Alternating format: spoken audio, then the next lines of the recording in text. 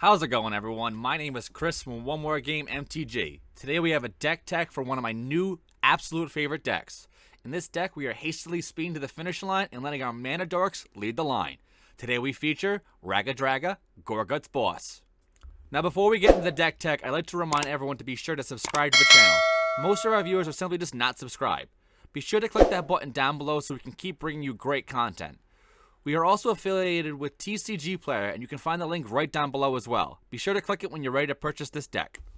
Raggadragga Goreguts Boss is every mana dork's dream.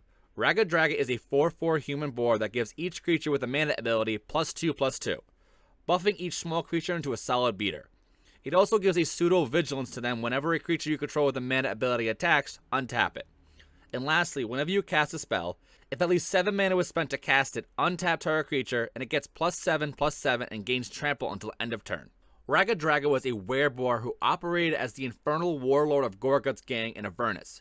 With Baldur's Gate, we can now simply lead an army of mana dorks into a massive victory. Throughout the years, we've had so many mana dorks, including Birds of Paradise, Elvish Mystic, and Finhorn Elves that at the surface have been great ways to accelerate the board in a game of Magic.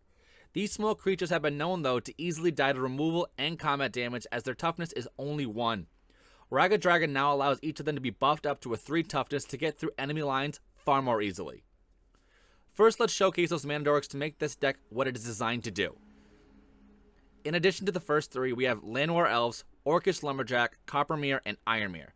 At such a low cost, you can start building this deck with very little investment.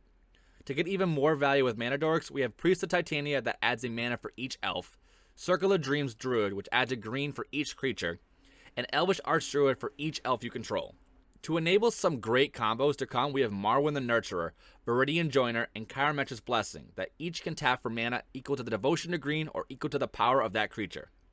Once we achieve enough mana from a single creature, we can have insane combos. Since the commander can untap each mana dork during a combat step, it is best to add some redundancy to the untapping of creatures. Korean Ranger can untap any creature once a turn by returning a forest to your hand. Vitalize can untap all your creatures. And then Umbramental can untap and buff a single creature by enabling amazing combos with creatures such as Marwyn and the Viridian Joiner. And then lastly, we have Seaborn Muse to untap all permanents during each other player's untap step. One of the best options to untap creatures, though, and to enable some of the best combos in this deck, is Staff of Domination. With this one card, we can have a creature tap for enough mana, we can draw the entire deck, gain infinite mana, and raise our life total to the absolute max. Once you get this card on the field, you can almost guarantee a win. Since we are playing mana dorks and swinging in with them, we need to ensure the slowing down of our opponents and protect our creatures in combat. Collector Oof and Null Rod will slow down all of the artifacts from our opponents, and then even Solemn Gate will prevent all combat damage to our creatures when they attack. These are great cards to help slow down the opponents enough to push to a victory. Now, you cannot cast any spells unless you're able to draw through the entire deck. Skullclamp and Sylvan Library will grant us draw multiple cards throughout the death of creatures and through some life loss. Now, we also have Beast Whisperer and Guardian Project that will give us a card draw with every creature we cast. Since we are drawing so many cards, we will be able to cast all the creatures with very quick efficiency. We also have Toski Bearer of Secrets and Orin Frostfang to even give us more draw when our creatures connect. Toski is a great option as itself as it is indestructible and difficult to remove, and Orin Frostfang gives all attacking creatures Death Touch, which will slow opponents down from blocking just in case. And then lastly, since we are playing green, it gives us the opportunity to include Shamanic Revelation and Regal Forest, which will draw so many cards with a single cast. So now what do we do when we have this absurd amount of mana? Well, we win the game and we win strong. 2 great options to include would be Worm Calling and Fanning the Flames. Now these can be cast multiple times once we have enough mana.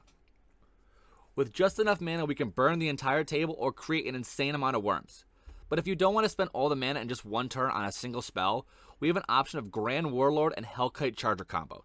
This will allow us to trigger even more with our attacking creatures to get more mana to have multiple attack steps. These two together will put in some serious work. So if there's no option for your mana to accrue, you can dump it all into Hellkite Charger and win through combat. Lastly, we have the OG creature win with Craterhoof Behemoth and its little brother End-Raze Forerunners. These two options are the original staples for combat creature-based decks. They can buff up the entire team with massive beaters and swing in for the easiest victory. And that's the deck tech. Additionally, you can find the remaining cards of Recursion, Ramp, and Removal in the deck list that's included down below. This deck is so much fun to play and can go off far quicker than one can even imagine. It is incredible to see Wizards create a deck that brings all these mana dorks that we often overlook into an absolutely epic deck. So that is my Raggadragga deck tech. Let me know what you think of the deck. Let me know what cards you'd add, what cards you remove, and if simply you'd build a deck at all. My name is Chris from One More Game, and I'd like to remind everyone to like, share, and subscribe. Down below, you'll find all those links to absolutely everything. Thanks again, and peace. Be good.